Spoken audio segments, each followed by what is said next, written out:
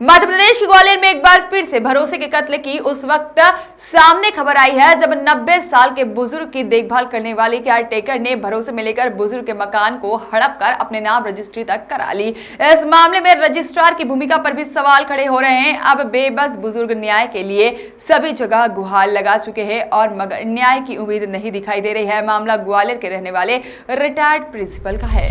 ग्वालियर के चेतकपुरी में रहने वाले रिटायर्ड प्रिंसिपल GL कुलश्रेष्ठ ने अपनी पत्नी की मौत के बाद देखभाल के लिए एक महिला केयरटेकर को केयरटेकर के तौर पर रख लिया, मगर केयरटेकर महिला ने अपने पति के साथ मिलकर बुजुर्ग को भरोसे में लेकर बुजुर्ग के मकान की रजिस्ट्री और नामांतरण कर अपने नाम करवा लिया।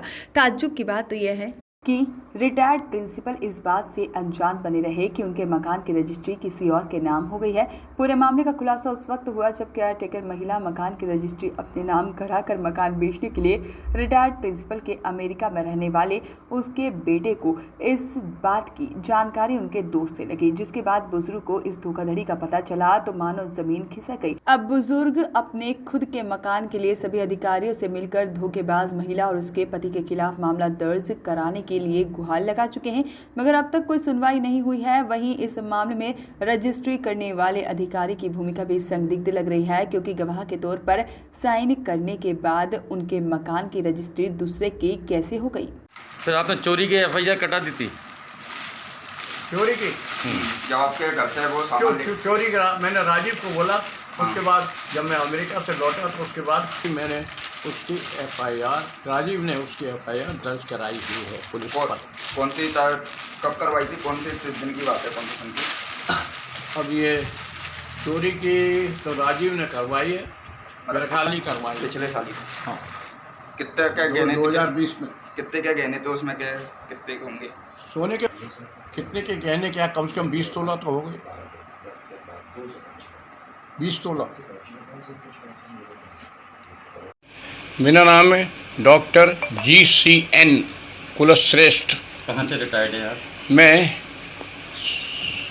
Government college Petlawad district Jhabua से रिटायर्ड हूँ। किस तरह की समस्या है आपको, क्या क्या क्या विवाद हुआ आपका? समस्या बेसिकली ये है कि एक हमारे यहाँ बाई काम करती थी, लता श्रीवास्तव। उसकी शादी हुई है पवन श्रीवास्तव के साथ, और उसके साथ एक हेल्पर रहता है जो कि प्रॉपर्टी का काम करता है, और उसका नाम है पंकज कुशवाहा। और लता ने, बेसिक प्रॉब्लम ये है, लता यहाँ खाना बनाने आती थी 2006 से, और 2018 में उसने कहा कि अंकल मेरे घर ही खाना खाने आ जाया करो, मैं गाड़ी भेज दिया करूँगा।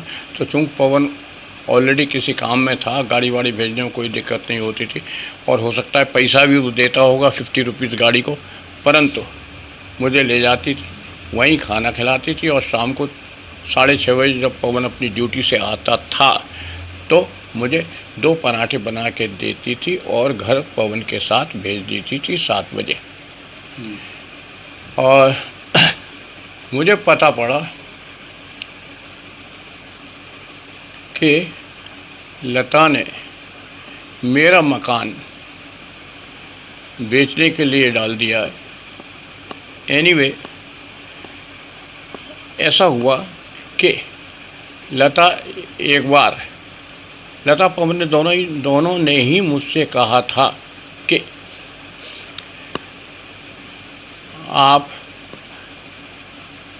रजिस्ट्री ऑफिस चलो, लता कोई प्रॉपर्टी खरीद रही है, उस पर आपको गवाही के सिग्नेचर देने हैं।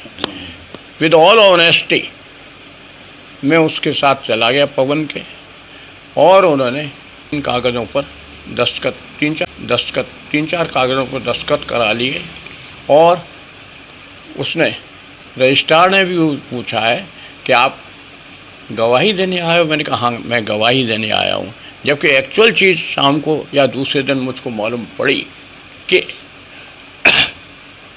उसने मेरे मकान के कागज़ बनाकर उस पर मेरे दस्तखत कराए हैं।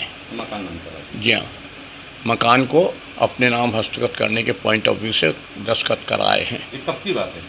ये बात है 28 अगस्त 2020। आपने कहीं शिकायत की इसकी अभी तक? हाँ, उसके बाद जब ये दस्तखत की बात मालूम पड़ी तो चंद्रभूषण राय मुझको थाना झांसी रोड लेके गए, वहाँ शिकायत भी की है, शिकायत दर्ज है। और वो ये एसपी साहब के यहाँ एसपी सांगी साहब के यहाँ भी मुझको ले गए। एसपी सांगी साहब से कोई डिटेल बात नहीं हुई, पर अपनी बात हमने बोल दी, बस उन्होंने कुछ नहीं बोला। अभी तक सुनवाई हुई आपकी? सुनवाई हुई अभी तक आपकी? सुनवाई हुई है कुछ? अभी तक थाना झांसी रोड से तो एक भी कागज़ नहीं आया। हो सकता है कि इस केस के संबंध में लता पवन ने थाना झांसी रोड को कुछ बोल दिया हो और उन्होंने कोई एक्शन नहीं लिया। लता का कहना है कि लता 25 साल, अब मेरे को 3 साल हुए हैं जाने हुए, मैं कोई काम नहीं करती थी। 2006 अगस्त से, जब से मैं IIITM से रिटायर हुआ हूँ, तब से वो आना शुरू किया है। यहाँ हॉस्टल में काम करती थी, मेरे पास आई तो मेरी जो चौके बर्तन वाली बाई थी, मुल्लो बाई, उसने कहा कि साहब के यहाँ खाना बना दे। तो 2006 से उसने खाना बनाना शुरू किया और उसके बाद 2008 या 10 में कहा कि साहब के यहाँ खाना बना दे, तो 2006 किया और उसके बाद 2008 या 10 में, जबकि मैं ये शिवपुरी लिंक रोड पे पढ़ाने के लिए जाता था, 2006 से या 2008 से 13 तक वहाँ मैंने 5 साल काम किया है। और लता यहाँ खाना बनाती थी, मैं खाना ले जाता था। आप यहाँ पे क्या अकेले ही रहते हैं? मैं मेरा एक ही लड़का है, वो अमेरिका में, और 3 लड़कियाँ मैरिज होकर अपनी अपनी जगह पर हैं, इसलिए मैं इसी मकान में अकेला ही रहता हूँ। तो फर्जी तरीके से आपसे रजिस्ट्री साइन करवा दिए? टोटल फर्जी तरीके से मैंने टोटल विश्वास कर लिया, क्योंकि मैं उसी क्या खाना खाता था इतने सालों से।